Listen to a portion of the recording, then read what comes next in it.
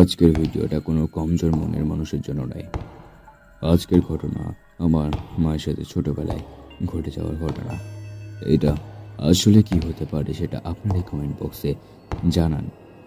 আর যারা যারা কমেন্ট করবেন তাদের নাম আমি তুলে ধরবো আমার পরবর্তী ভিডিওতে। চলুন সরাসরি ভিডিওতে যাওয়া যাক। নমস্কার, সকলকে স্বাগত জানাচ্ছি আজকের এপিসোডে।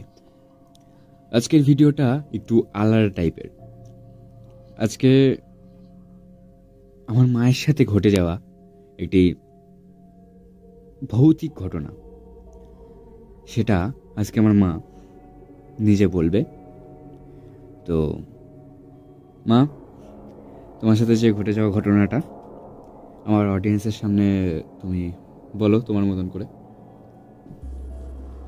আমার ছেলেবেলার ঘটনা। ছোটবেলায় আমরা 4-5 জন মিলে এক মাঠে খেলতে গিয়েছিলাম। খেলাধুলার পরে সন্ধে নেমে নেমে আসছে, তারপর আমরা যে যার মতন সেই বাড়ি চলে গেল। তা একটা পুকুর, ওই মাঠেরই এক পুকুর ছিল পাশে, সেই তার জালের যে তার হয় সেই তার দিয়ে ঘেরা ছিল সেই পুকুর।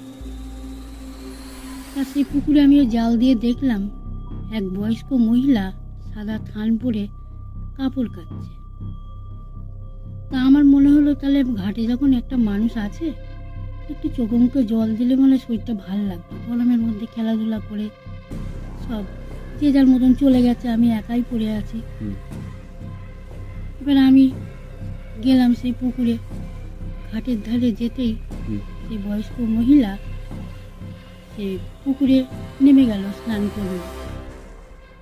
তা আমি সিঁড়ি থেকে নামার আগেই থমকে দাঁড়িয়ে পড়লাম যে বুড়িটা নেমে আর উঠছে না। আমি কিছুক্ষণ আনমনা হয়ে দেখলাম, দেখি ওঠে কি না। না, উনি তো উঠলই না। মানে স্নান করতে নেমেছিল, তারপরে আর ওঠেনি? না, ডুব মেরেছিল। হ্যাঁ, ডুব মেরে আর ওঠেনি। আমার মনে তখন একটু ভয় ভয় লাগলো। যে কাপড়গুলো কাচ্ছিল সেই কাপড়গুলো কিন্তু পরেই রইল, কিন্তু উনি আর উঠে এলো না। তা আমার ভয়ে আমি দৌড় মেরে বাড়ি চলে গেলাম। গিয়ে আর কাউকে কিছু বলতে পারলাম না। পরের দিন সকালবেলা আমার মনে সেই ভাবনাটা আসছে বারবার, আমি না যাই ঘাটে গিয়ে আর একবার দেখি। আবার চলে এলাম ওই ঘাটে। এসে দেখলাম সেই কাপড় জামাগুলো পরেই আছে, কিন্তু সেই সিঁড়ির মধ্যে দুটো পায়ের ছাপ। তো তোমার বন্ধুরা বলনি কাউরে? বন্ধুদেরকে বললাম, ওরা বিশ্বাস করলো না। ওদেরকে নিয়ে গিয়ে দেখালাম, তখন ওরা বলছে যে হ্যাঁ, পায়ের ছাপটা তো রয়েছে। এই কথা বললাম, ওরা বিশ্বাস করেছিল এই ঘটনা? ওরা বিশ্বাস, পায়ের ছাপটা দেখে তখন ভাবলো হ্যাঁ হতেও পারে।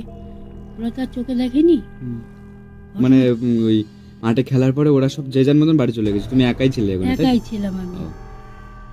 তাই ঘটনাটা তো ওদেরকে বললাম, ওরা তো বিশ্বাস করতে চাইলো না। পায়ের ছাপটা দেখলো, দেখে তখন ভাবলো হতেও পারে।